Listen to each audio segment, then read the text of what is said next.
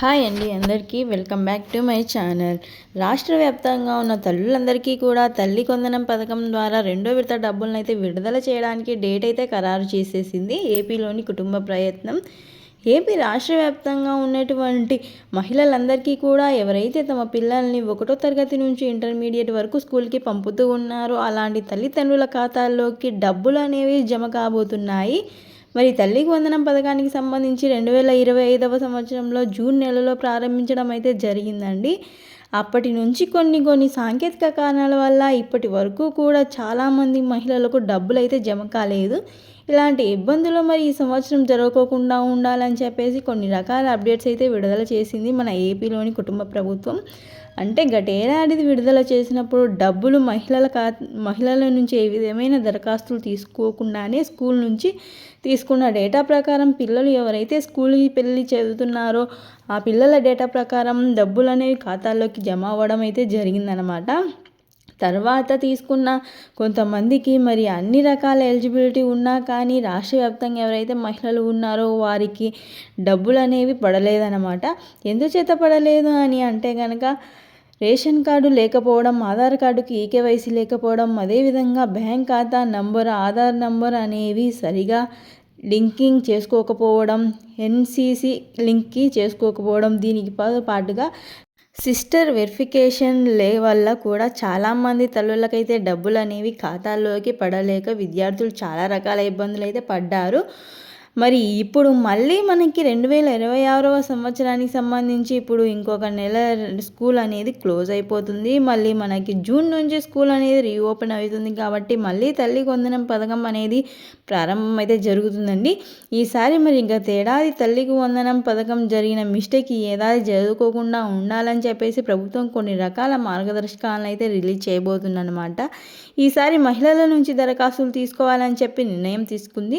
మహిళలు అప్లై చేసుకున్నారో అప్లై చేసుకున్న తర్వాత వారి యొక్క దరఖాస్తులన్నీ పరిశీలించి అర్హతను బట్టి డబ్బులు ఖాతాలో వేయాలని చెప్పి నిర్ణయం తీసుకున్నారు.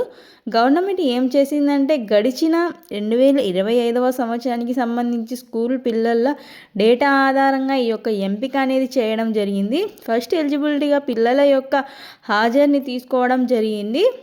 మరి గతం నుంచి చూసుకుంటే కనుక మరి ఏ ప్రభుత్వం స్కూల్లో కూడా పిల్లలు అటెండెన్స్ అనేవి ఆన్లైన్ చేయలేదన్నమాట. మరి ఈ సంవత్సరం నుంచి చేయడం అయితే జరుగుతుంది. ఇది కూడా ప్రత్యేకమైన కారణంగా ఉంది.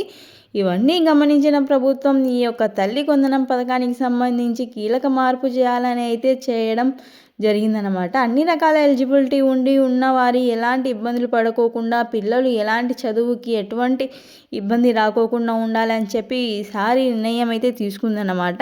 ఈసారి దరఖాస్తులు అయితే స్వీకరిస్తున్నారండి.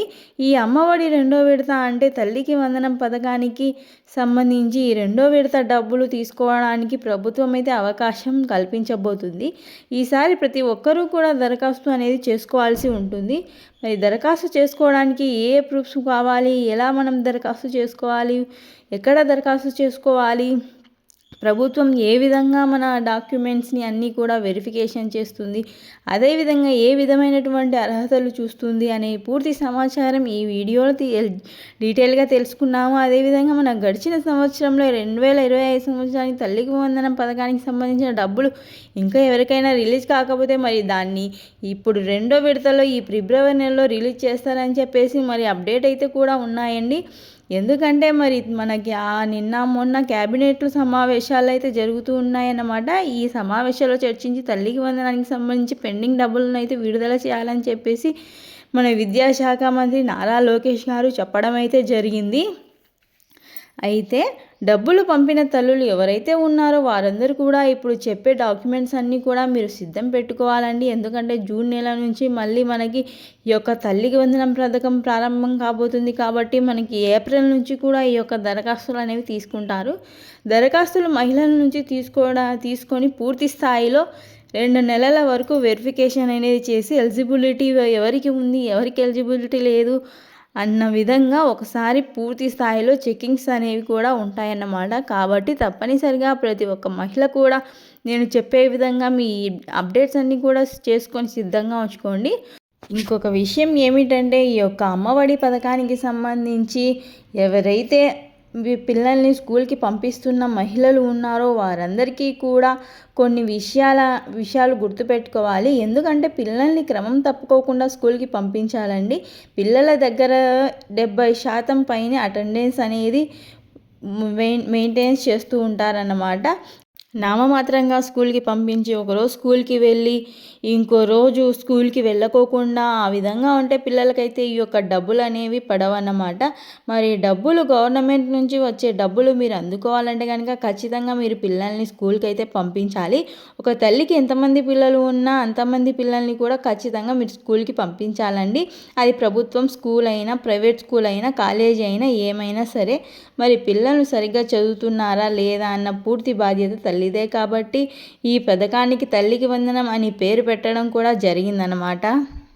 ఈ పథకానికి సంబంధించి మరి మహిళలు ఏ విధమైన డాక్యుమెంట్స్ కలిగి ఉండాలంటే కనుక ఖచ్చితంగా ఈ యొక్క తల్లికి వందనం పథకానికి అప్లై చేసుకోవాలనుకున్న వారు ఖచ్చితంగా ఆంధ్రప్రదేశ్లో శాశ్వత నివాసులై ఉండాలి. అదేవిధంగా మీ పిల్లలు కూడా ఆంధ్రప్రదేశ్లో ఉన్న స్కూల్, కాలేజీ చదువుతూ ఉండాలన్నమాట. పక్కా రాష్ట్రాల్లో చదువుతున్న పిల్లలు ఈ యొక్క పథకానికి ఎలిజిబిలిటీ కారన్నమాట. ఇది మెయిన్ ఎలిజిబిలిటీగా ఉంది. అదేవిధంగా మీరు హౌస్ హోల్డింగ్ మ్యాప్లో నమోదై ఉండాలి. మీరు మహిళలు నమోదై ఉంటే అదేవిధంగా మీ పిల్లలు కూడా ఏదో హౌస్ హోల్డింగ్ మ్యాపింగ్లో నమోదై ఉండాలి. అంటే మీరు గ్రామాల్లో ఉన్న సచివాలయాలు సంబంధించి అక్కడ ఉన్న హౌస్ హోల్డింగ్ మ్యాపింగ్లో మీరు నమోదై ఉండాలి. దీంతో పాటుగా 6 రకాల వెరిఫికేషన్ అనేది కూడా ఖచ్చితంగా ఉంటుందండి. చాలామందికి ఇక్కడ ఎలిజిబిలిటీ ప్రాబ్లం అనేది రావడం అయితే జరుగుతుంది. మరి ఈ యొక్క 6 దశల ధృవీకరణ మీరు తప్పనిసరిగా చేసుకోవాలి. అదేవిధంగా 6th స్టెప్ వెరిఫికేషన్ అయిపోయిన తర్వాత మీరు జియో ట్యాగింగ్ కూడా చేసుకోవాలన్నమాట. దీనికి తర్వాత బిఫోర్ సర్వే కూడా మనకి గతంలో చేసింది కుటుంబ ప్రభుత్వం. మరి బిఫోర్ సర్వే కూడా చేయించుకోవాలండి. తర్వాత ఆధార్ కార్డు, రేషన్ కార్డు, పిల్లవాడి యొక్క ఆధార్ కార్డు కూడా ఖచ్చితంగా ఉండాలి. రేషన్ కార్డులో మీ పిల్లలు ఖచ్చితంగా రేషన్ కార్డులో ఉండాలన్నమాట. మీ పిల్లవాళ్ళు రేషన్ కార్డులో లేకపోయినా మీకు ఒక పథకానికి సంబంధించి డబ్బులు అనేవి రావు అన్నమాట. కాబట్టి ప్రతి పిల్లవాడు కూడా రేషన్ కార్డులో ఎంటర్ అయ్యే విధంగా చూడండి. ఒకవేళ మీ పిల్లవారు రేషన్ కార్డులో ఎంటర్ కాకపోతే వెంటనే మీరు పిల్లల్ని రేషన్ కార్డులోకి యాడ్ చేయండి. తర్వాత ఆధార్ కార్డుకి ఈకేవైసీ చేయాలి. ఆధార్ కార్డులో మీ పిల్లల్ని యాడ్ చేయడంతో పాటుగా రేషన్ కార్డులో ఎంతమంది ఉంటే అంతమందికి కూడా వేలిముద్ర ఆధారంగా వెరిఫికేషన్ అనేది చేసుకోవాలి. ఇది మీరు రేషన్ డీలర్ల వద్దకు వెళ్తే కనుక వేలిముద్రల అథెంటిక్ ద్వారా వారే చేయడం అనేది జరుగుతుంది. తర్వాత ఖచ్చితంగా ప్రతి ఒక్క మహిళ కూడా సపరేట్గా బ్యాంక్ అకౌంట్ అనేది కలిగి ఉండాలి. బ్యాంకు ఖాతాకి ఎన్పిసిఐ లింక్ అనేది చేసుకొని ఆ బ్యాంకు ఖాతాకి మరి ఆధార్ నెంబర్ అదేవిధంగా ఫోన్ నెంబర్ లింకింగ్ చేసుకొని ఉండాలండి. మీ దగ్గర పోస్ట్ ఆఫీస్ అకౌంట్ ఉన్నా కానీ ఎలాంటి ఇబ్బంది లేకోకుండా మీరు దాన్ని ఉంచుకోవచ్చు అన్నమాట. చాలామంది డాక్రా సంఘాలకి సంబంధించి మహిళలు ఏం చేస్తున్నారంటే డాక్రాలకు సంబంధించి బ్యాంక్ ఖాతాకి ఇతర సంక్షేమ పథకాలకి వాడుకోవడం కూడా జరుగుతుంది. ఈ విధంగా చేయడం వల్ల ఏమవుతుందంటే మీకు ఏమైనా డాక్రా సంఘాల్లో పెండింగ్ ఏమన్నా ఉన్నా మరి ఏమైనా అది మీ లోన్స్ తీసుకున్నప్పుడు కట్టే విధానంలో ఏమైనా పెండింగ్స్ ఉన్నా కానీ ఆ డబ్బులు ఆటోమేటిక్గా కట్ అయిపోతాయి అని చెప్పేసి చాలామంది మహిళలు మరి ఆందోళన వ్యక్తం చేస్తున్నారనమాట. మీకు అలాంటి ఇబ్బంది లేకుండా ఉండాలంటే కనుక మీరు డాక్రాకి సంబంధించి అకౌంట్ని ఇవ్వకండి. మీరు పోస్ట్ ఆఫీస్ అకౌంట్లో ప్రత్యేకంగా అకౌంట్ని ఓపెన్ చేసుకొని మరి ఈ సంక్షేమ పథకాలకు సంబంధించి మీరు ఆ అకౌంట్ని వాడుకోవడం వల్ల మీకు ఎలాంటి ఇబ్బంది లేకోకుండా ఉంటుంది. పోస్ట్ ఆఫీస్ ఎందుకంటే పోస్ట్ ఆఫీస్లో మీరు తక్కువ అమౌంట్తోనే ఖాతా అనేది తెరుచుకోవచ్చు. అదేవిధంగా పోస్ట్ ఆఫీస్ అకౌంట్కి ఫుల్లీ సెక్యూరిటీ అన్నమాట. పోస్ట్ ఆఫీస్లో మీరు అకౌంట్ ఓపెన్ చేసినా ఒకవేళ దానికి మీరు ఆధార్ లింకింగ్ చేసుకోవాలి, ఫోన్ నెంబర్ లింకింగ్ చేసుకోవాలి. ఇవన్నీ చూసుకుంటే మీరు ఎలాంటి ఇబ్బంది ఉండదండి. మరి మనకి రాబోయే ఏప్రిల్ నుంచి తల్లికి వందనం 2వ విడతకు సంబంధించి ఈ డాక్యుమెంట్స్ అనేవి తీసుకోవడం అయితే జరుగుతుంది. కాబట్టి ఖచ్చితంగా మీరు ఈ యొక్క అవకాశాన్ని వినియోగించుకోండి. స్కూల్ నుంచి కూడా డేటా అనేది తీసుకుంటారండి. స్కూల్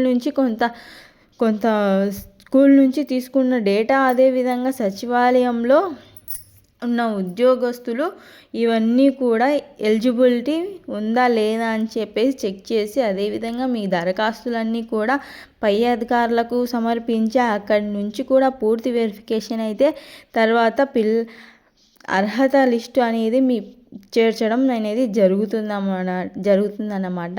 కాబట్టి ఖచ్చితంగా ఏపీ రాష్ట్ర వ్యాప్తంగా ఉన్నటువంటి మహిళలందరూ కూడా ఈ యొక్క విషయాన్ని గమనించండి. మరి గతంలో జరిగిన తల్లికి వందనం పొరపాటుగా ఈ సంవత్సరం జరుపుకోకుండా జాగ్రత్తగా పడండి. ఇదండి ఇవాల్టి వీడియో నచ్చితే లైక్ చేసి మీ ఫ్రెండ్స్ అండ్ ఫ్యామిలీ మెంబర్స్కి షేర్ చేయండి. అలాగే రాష్ట్ర ప్రభుత్వం నుంచి మరియు కేంద్ర ప్రభుత్వం నుంచి వచ్చే కొత్త అప్డేట్స్ అన్నీ తెలుసుకోవడానికి వెంటనే నా ఛానల్ని సబ్స్క్రైబ్ చేసుకోండి. అలాగే పక్కనున్న బెల్ని క్లిక్ చేయండి. నేను వీడియో పెట్టగానే మీకు నోటిఫికేషన్ ద్వారా వీడియో వస్తుంది. మరొక వీడియోతో మళ్ళీ కలుసుకున్నాం. అంతవరకు సెలవు. నమస్తే.